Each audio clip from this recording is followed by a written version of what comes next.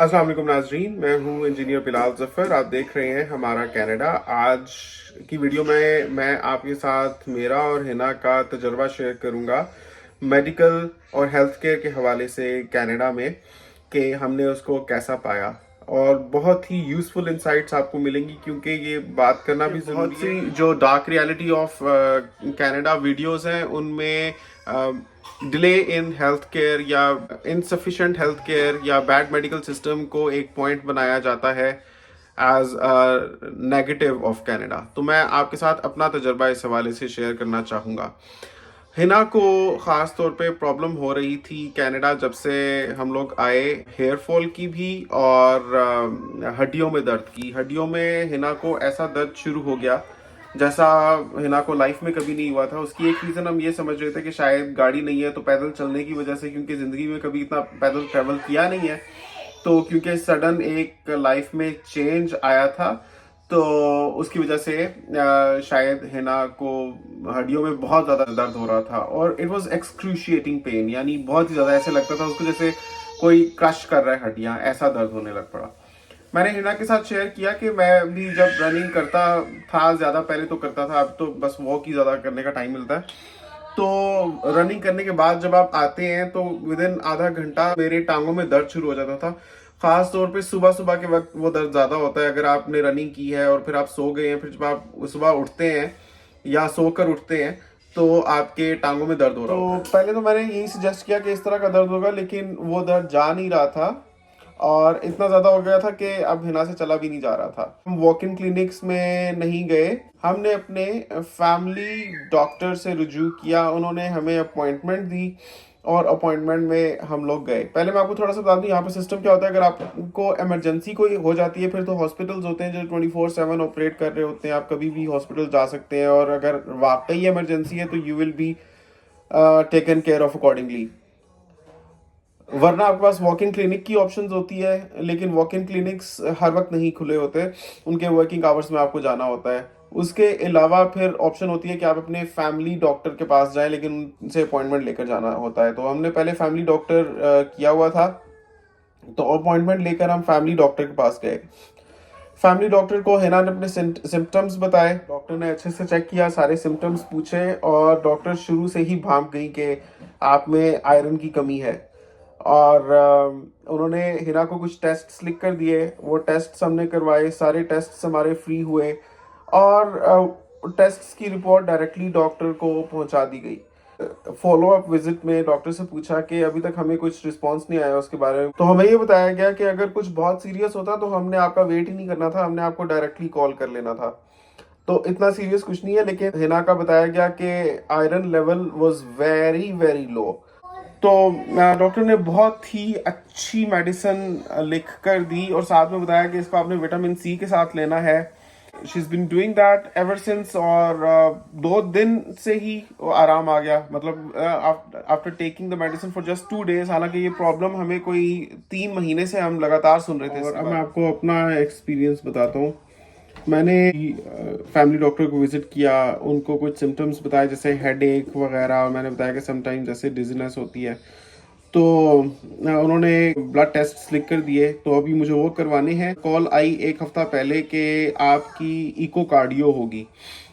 मुझे समझ नहीं आई ये इकोकार्डियो क्या होती है या मेरी क्यों होने वाली है। मैंने तो किसी को करने के लिए कहा नहीं था। पता किया तो उन्होंने बताया कि आपने चल कि हार्ट वगैरह आपका बिल्कुल सही है। तो कल फिर मेरा इको कार्डियो हुआ, मेरा 1 रुपया नहीं लगा, ना मेरा ना हिना का।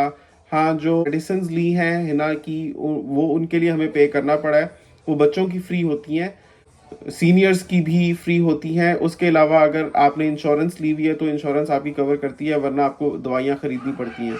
तो हमने तो इंश्योरेंस नहीं ली हुई, तो हमें दवाइयों के लिए पे करना पड़ा, लेकिन बहुत ऐसी भी एक्सपेंसिव नहीं है। यहाँ पे तो सभी कुछ इतना एक्सपेंसिव है, उसके मुकाबले में दवाइयाँ कोई ज़्यादा एक्सपेंसिव नहीं लगी। तो हिना की तो हमने दवाइयाँ खरीदी थी, और मेरे केस में अभी कल इको कार्डियो हुआ आधे घंटे का, जिसमें उन्होंने चेस्ट के साथ टेप्स लगाई और फिर जेल लगाकर कुछ वो उसको मॉनिटर किया और हार्ट की आवाज़ें सुनी और रिपोर्ट कंपाइल करके भेजी कंसर्न डिपार्टमेंट। वो कह रहे थे कि कुछ मसला होगा तो आपको फिर बताएंगे हम, अदरवाइज बस ब्लड टेस्ट अपने करवाएं।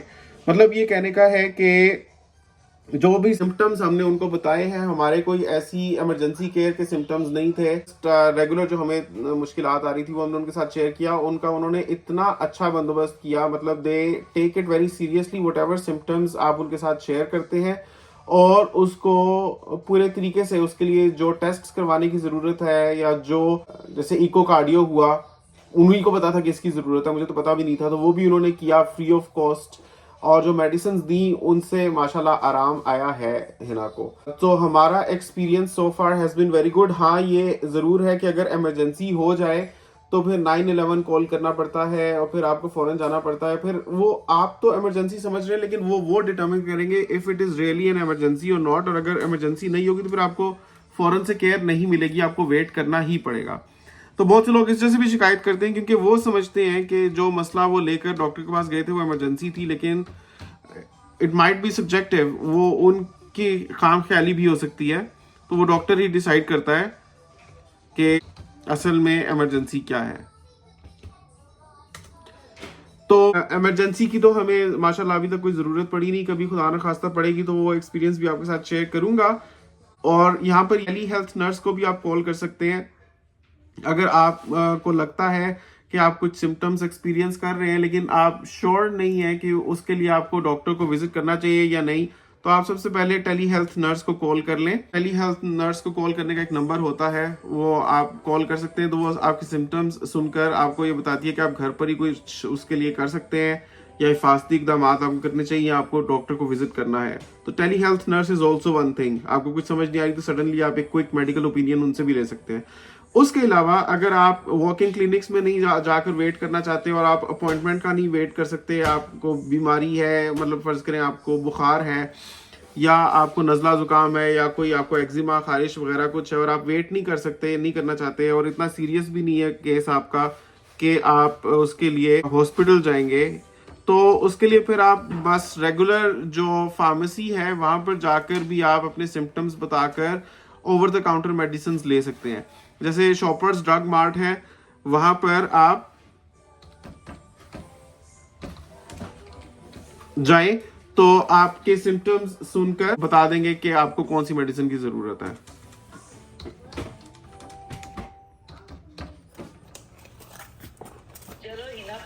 और ये देखें, हमारा पाकिस्तान से पार्सल आया है।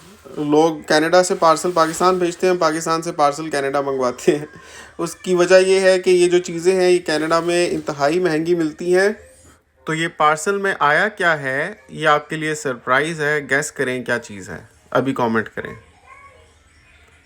जी हाँ, ये है एनके, क्योंकि कनाडा में एक आई साइट की एनक आपको 250 से 300 कनेडियन डॉलर्स की पड़ सकती है, जो कि पाकिस्तानी लगभग 60 से 70 हज़ार रुपया है। एक एनक जो पाकिस्तान में 3 से 4 हज़ार रुपये की बन जाती है, वो कनाडा में जितने की बनती है पाकिस्तानी रुपयों में वो होता है 60 से 70 हज़ार रुपया।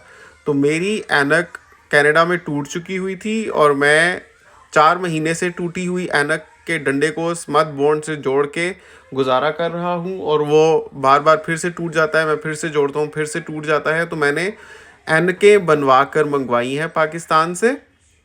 इसमें ये सारी नज़र की एनके हैं, लेकिन इनमें से 2 सन ग्लासेस हैं और 2 रेगुलर जो आई वियर की होती हैं वो है। उसके अलावा मैंने बेल्ट्स पाकिस्तान से मंगवाई हैं, क्योंकि यहाँ पर एक एक बेल्ट 25 से 30 डॉलर की मिलती है, तो वो भी मैंने साथ में पाकिस्तान से ही मंगवा ली। तो ये पैकेज पाकिस्तान से कोई एक अजीज़ हमारे आ रहे थे तो उनके हाथ हमने मंगवा लिए, वरना तो पाकिस्तान से मंगवाना भी इन इटसेल्फ बहुत एक्सपेंसिव हो चुका है। मैंने एक पॉपुलर कॉरियर सर्विस से पता किया था, तो वो बता रहे थे कि 5 kg हमारा आ सकता है पाकिस्तान से Canada in upwards of 20,000 Pakistani rupees. लेकिन यहाँ पर जितनी महंगी चीज़ें मिलती है उससे तो फिर भी बेहतर है कि इस तरह की लाइट वेट चीज़ें बंदा 20-25 हज़ार रुपये दे के कॉरियर करवा ले पाकिस्तान से कनाडा। तो बहरहाल ये जो एनके हैं, ये 4 एनके हैं, अगर मैं कनाडा में बनवाता तो ये मुझे कॉस्ट कर सकती थी फ्रॉम 600 to 700 कनेडियन डॉलर्स, क्योंकि $90 तो खाली आई साइट की चेकिंग एग्जामिनेशन फ़ी चार्ज की जाती है, और उसके बाद दो, सवा दो या 250 कनेडियन डॉलर की ऐनक बनती है। और एक दफ़ा अगर आपने आई एग्ज़ाम करवाया फिर 4 ऐनकें, तो ऑलमोस्ट आपके $800 लग ही जाते हैं, which in Pakistani currency would have meant 1,70,000 या 80,000 रुपया। तो ये मेरा काम हो गया टोटल 20,000 रुपये में। इस वजह से मैंने पाकिस्तान से मंगवाई। मेरे पास तो बिल्कुल मार्केट जाने का वीक डेज में टाइम नहीं होता, तो मैं तो ग्रोसरी घर पे मंगवाता हूँ। देखें, ये आई हुई है ग्रोसरी।